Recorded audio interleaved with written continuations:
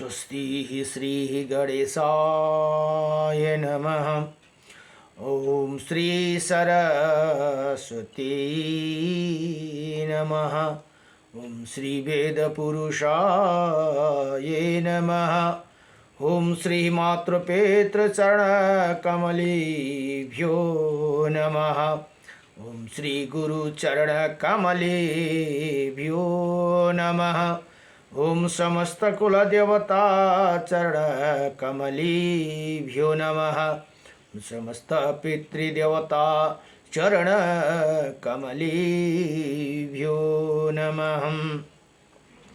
कृष्णं नारायणं वन्दे कृष्णं वन्दे व्रजप्रियं कृष्णं द्वैपायनं वन्दे कृष्णं वन्दे पृथासुतं वासुदेवं सुतः देवकंसचारुणमर्दनं देवकी परमानन्दं कृष्णं वन्दे जगद्गुरुं मुकुं करोति वाचालं पंगुं लंघयति गिरिं यत्कृपातमहं वन्दे परमानन्दमाधवं कस्तूरितिलकं ललाटपटले वक्षस्थले कौस्तुभं नासाग्रवरमौक्तिकं करतले वेणुकरे कङ्कणं सर्वज्ञहरिचन्दनसुललितं कण्ठे च मुक्तं बलि गोपालस्त्रीपरिवेष्टितो विजयते गोपालचूडामणिः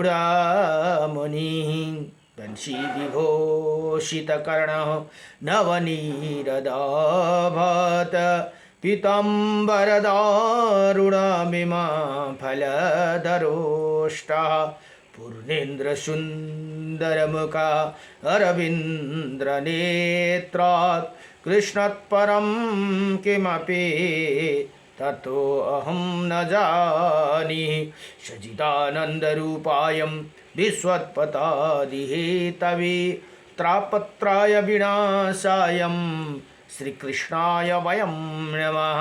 हरि ओम। जय जय श्री राधे, जय जय श्री राधे मेरी स्वामिनी। मैं राधे जो की दास, जन्म जन्म दीजियो मोहे श्री चरण को वास।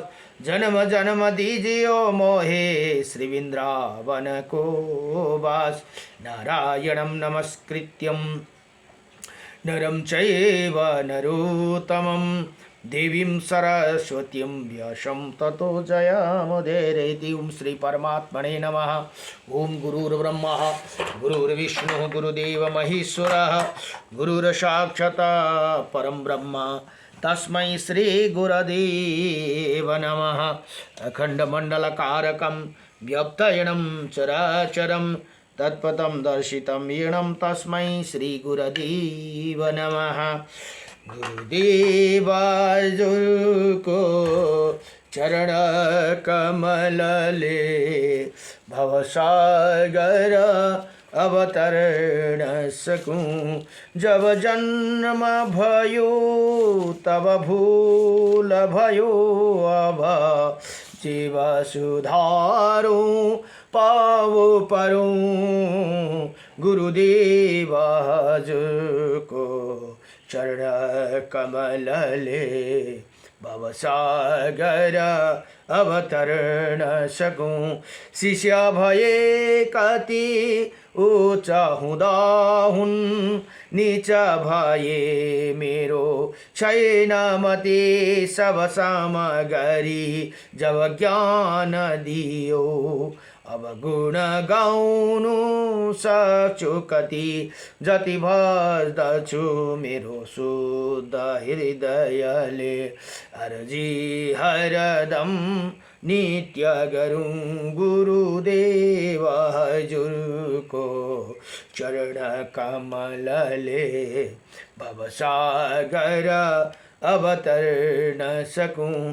कर्म गरे जब मर्म बुझिन्न धर्म दियो तब करजी भए अर्पण रहेछ तडपन बिचमा अंधो भई देवा डुबन गए छैन केही को इच्छाया हजुरको चरणलाई पुज्न सकूं गुरुदेव हजुरको चरण कमलले भवसागर अवतरण सकूं गुरु बिन ज्ञान न उपजे गुरु बिन मिले न मोक्ष गुरु बिना लिखे न सत्य को गुरु बिना मिटे न दोष ओम नमो भगवते वासुदेव नारायणम किं नो नामं शास्त्राणि जपते श्री विष्णु अष्टविंशतिनाम स्तोत्रम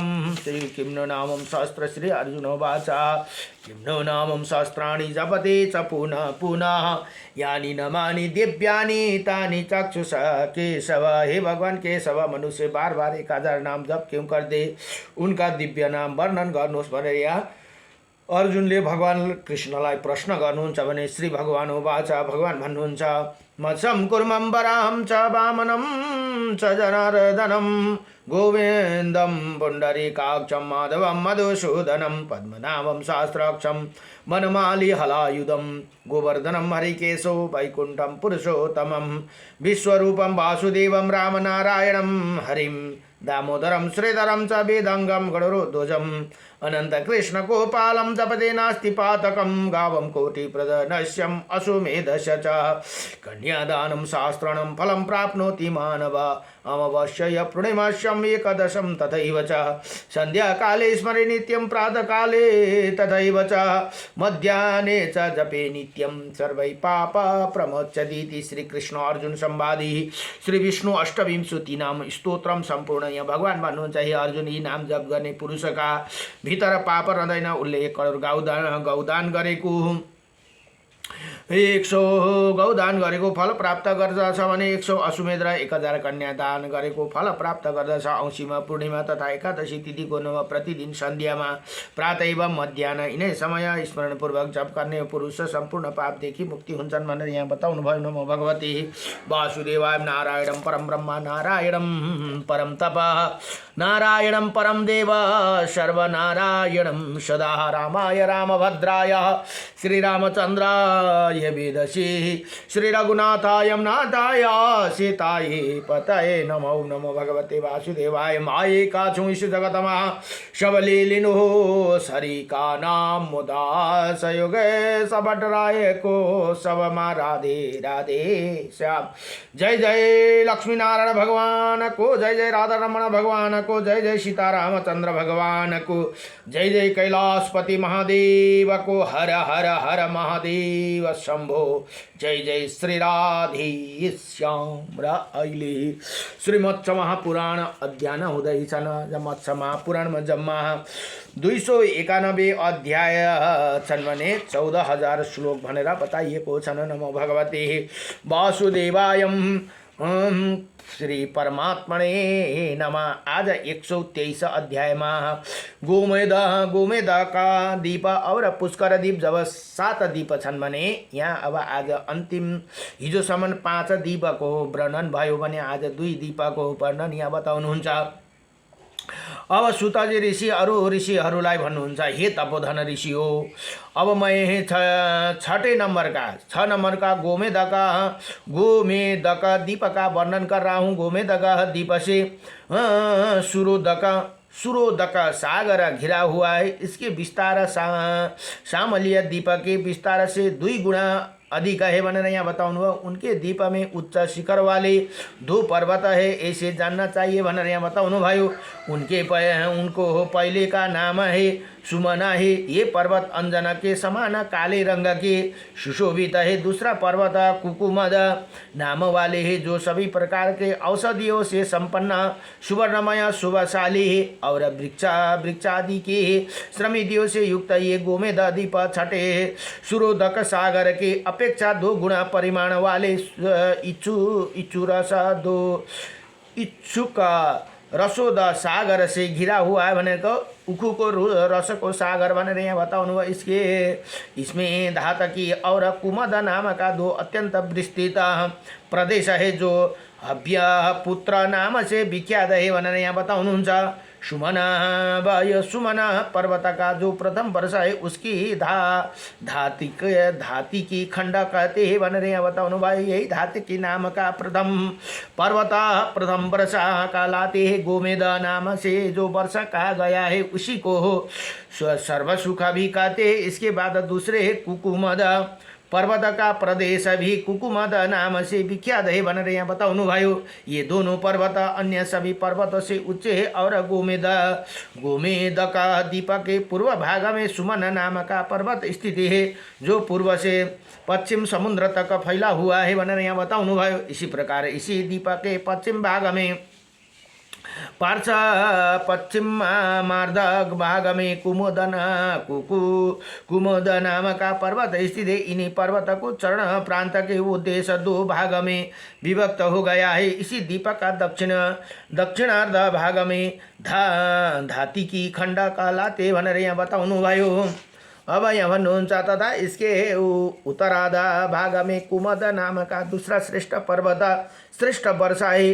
गोमेद का दीपक ये दोनों प्रदेश अत्यंत विस्तृत माने जाते हैं भनेर बताउनु भयो। इसके बाद अब मैं सातों सर्वोत्तम द्वीप का वर्णन कर रहा हूँ जो पुष्कर कमलों के व्याप्त होने के कारण पुष्कर नाम से प्रसिद्ध ये परिमाण से गोमेद द्वीप के दो गुणा है। और इच्छुर रसोदक सागर को घेरा हुआ स्थिति है। पुष्कर द्वीप में चित्र सानु विचित्र शिखर वाले नाम का शुभशाली महान पर्वत है। ये अनेकों चित्र विचित्र मणिमय शिखरों से अतः शिला समूहों से सुशोभित है। ये महान पर्वत चित्र साणु द्वीप के पूर्वाधा भाग में स्थिति है भनेर यहाँ बताउनु भयो। महान गिरी 27 योजन विस्तृत 24 योजन उच्च और इसी द्वीप के पश्चिमा मार्ग भाग में समुद्र तट मानस नाम का पर्वत स्थिति जो पूर्व दिशा में निकलते हुए चंद्रमा के समान शोभामान ये 50,000 योजन ऊंचाई मानस पर्वत के पूर्वाधार में स्थिति रहते हुए भी इसका पुत्र महावती नाम का पर्वत द्वीप के पश्चिम मार्ग भाग की रक्षा करते हैं भनेर यहाँ बताउनु भयो।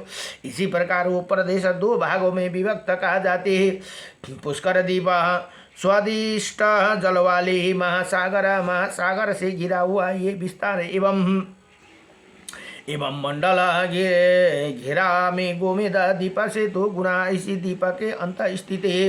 प्रदेशों में मानव 30,000 वर्षों तक जीवित रहते हैं। उन्हें वृद्ध अवस्था का प्रवेश नहीं होते। स्वाभाविक रूप से युवा अवस्था न निरोगता अत्याधिक सुख और मानसिक सिद्धियों से युक्त होते हैं भनेर यहाँ बताउनु भयो।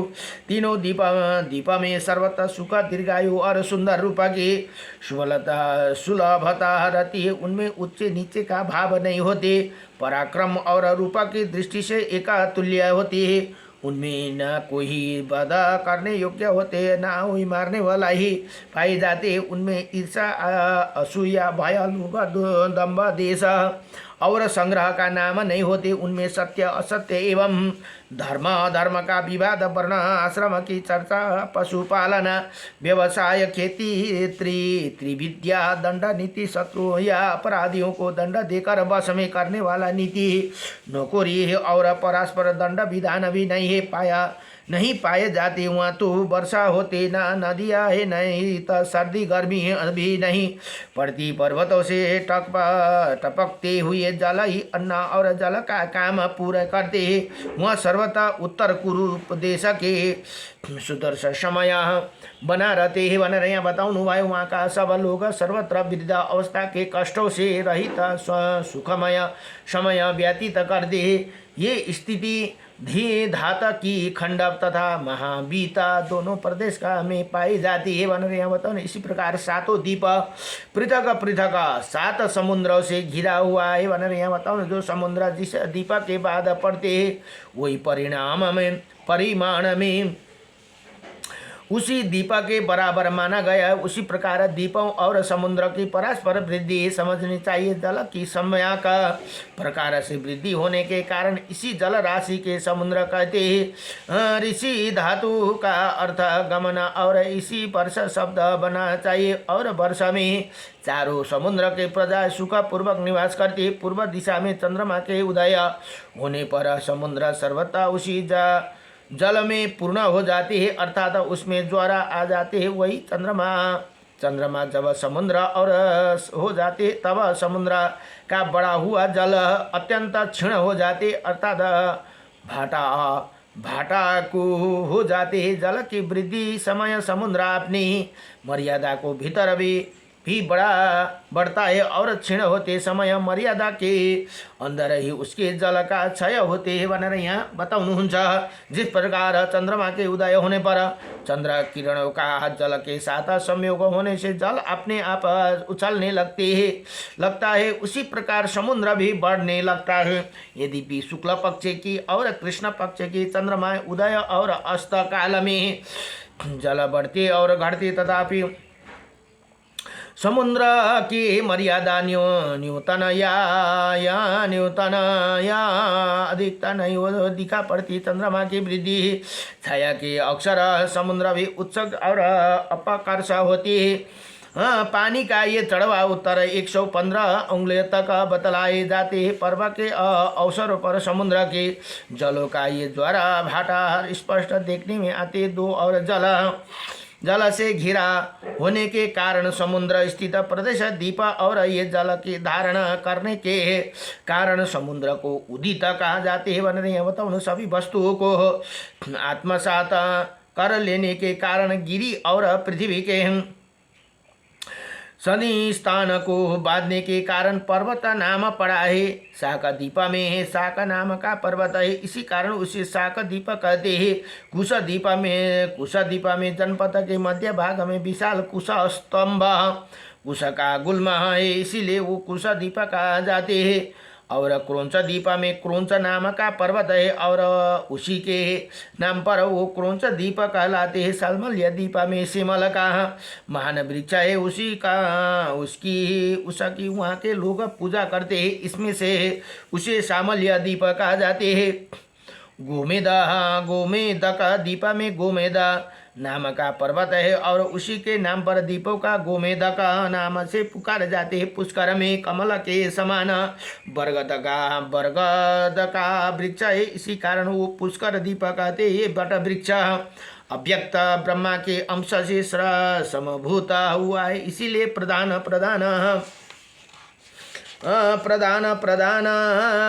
देवगण उसकी पूजा करते। उसी दीपा में साध्य गण के साथ प्रजापति ब्रह्मा निवास करते हैं। वहाँ महर्षियों के साथ 33 देवता उपासना करते हैं। वहाँ श्रेष्ठ महर्षियों एवं देवताओं द्वारा देवादिदेव ब्रह्मा की पूजा की जाती है। और जम्बू दीपा अनेकों प्रकार के रत्न अनन्य दीपों में प्रवर्तित होती है। भनेर यहाँ बताउनु भयो।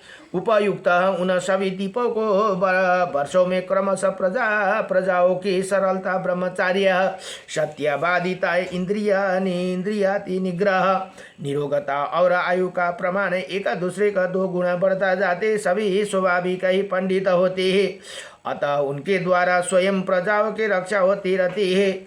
वहाँ भोजन अनायास ही स्वयं उपस्थिति हो जाती है। जो 6 रसों का युक्त और महान बलदायक होते उसी को वहाँ निवासी खाते। पुष्कर दीपक के बाद स्वादिष्ट जल से परिपूर्ण महासागर उन दीपक को चारों और से घिरा कर अवस्थित है। भनेर यहाँ बताउनु भयो। उसी स्वादिष्ट जल वाले सागर के चारों और एक मंडलकार पर्वत है, जो प्रकाश और अंधकार से युक्त उसी को लोका नाम से पुकारा जाते हैं। उसका अगला भाग प्रकाश युक्त तथा पिछले भाग अंधकार से आच्छादित रहते हैं। उसका विस्तार लोकों के विस्तार बराबर है, किंतु ये वहाँ बाहर से पृथ्वी को अर्ध भाग जितना दिखा पड़ती है। वही महान पर्वत चारों और जल राशि से एवं घिरा हुआ है पृथ्वी से 10 गुना जल, चारों ओर से पृथ्वी रक्षा करती है जल से, 2 गुणी अग्नि सब ओर से जल को धारण करती है, अग्नि से 2 गुणी वायु तेज से धारण करके स्थिति है वही वायुमंडल तिरछा होकर समस्त प्राणियों के प्रविष्ट हो, सबको धारण किए हुए वायु के 10 गुणा आकाश भूतों को धारण किए हुए ये आकाश 10 गुणा, भूतादि अर्थात तामस अहंकार ये भूतादि से 10 गुणा महाभूत महत्व और ये महतत्व अत्यंत अव्यक्त द्वारा धारण किया जाता है और विकृतिशील तत्वों के विकार आधारय धिया भाव से कल्पित है, यही पृथ्वी आदि विकार परस्पर विभक्त है भनेर यहाँ बताउनु भयो। अब परस्पर एक दूसरे के अधिक तथा एक दूसरे के घुसे हुए भी इसी प्रकार परस्पर उत्पन्न होते और परस्पर एक दूसरे के धारण भी करते हैं, क्योंकि ये सभी परस्पर एक दूसरे के प्रविष्ट है से, इसीलिए स्थिरता के प्राप्त हुए पहले इनमें से कोई विशेषता नहीं है, परंतु एक दूसरे के प्रविष्ट हो जाने से ये विशिष्ट हो गए। पृथ्वी से लेकर वायु तक सभी तत्व परस्पर विभक्त, इन तत्वों को परे सारा जगत निर्जन और सभी तत्व प्रकाशमान आकाश में सर्वत्र व्याप्त, जिस प्रकार छोटे छोटे पात्र बड़े अंतर्गत समा जाते उसी परस्पर समाश्रवण होने के कारण एक दूसरे के छोटे होते जाते, उसी प्रकार ये सारे भेद प्रकाशमान आकाश के अंतर्गत विलीन हो जाते हैं तथा ये तत्व परस्पर एक दूसरे के अधिक परिमाण वाले बनाए गए हैं। जब तक ये तत्व वर्तमान रहते हैं तभी तक प्राणियों की उत्पत्ति होती है। जिस जगत में इन्हें तत्वों के अंतर्गत प्राणियों की व्यवस्थित होती, इन तत्वों का प्रख्यान कर देने पर किसी प्रकार की कार्य का उत्पत्ति नहीं होती सकती, इसलिए ये परम पृथ्वी के वायु तक तत्व कार्यात्मक कहा जाते हैं तथा महत्व आदि भेद कार्यात्मक। इसी प्रकार विभाग पूर्वक पृथ्वी से आच्छादित मंडल 7 द्वीप और 7 समुद्र यथा स्वरूप से गण सहित विस्तार एवं मंडल तथा परिमाण एकादशी प्रधान तत्वों का इसी विश्व रूप जानना चाहिए। राजन, हे राजन, मैंने इसी मंडल का वहाँ तक समस्त सम्यक प्रकार से वर्णन कर दिया, क्योंकि मंडल के वृत्तांत यहाँ तक ही सुनना चाहिए भनेर यहाँ बताउनु भयो। इसी प्रकार श्रीमद् महापुराण को भुवन कोश वर्ण प्रसंग में 7 द्वीप का सप्तद्वीप निवेश नाम का 123 अध्याय संपूर्ण भयो। नमो भगवते वासुदेवाय, कृष्णाय वासुदेवाय, हरे परमात्मने नमः। प्रणत क्लेशनाशाय गोविंदाय नमो नमः। श्री कृष्ण गोविंद हरे मुरारी, हे नाथ नारायण वासुदेवम अनंत वैकुंठ मुकुंद कृष्ण गोविंद दामोदर माधवेति। नमो भगवते वासुदेवाय नमः। अब भोलि को प्रसंग में 124 अध्याय में मत्स्य अवतार कथा प्रसंग सूर्य और चंद्रमा की गति का वर्णन भनेर यहाँ बताउनु भयो। नमो भगवते वासुदेवा।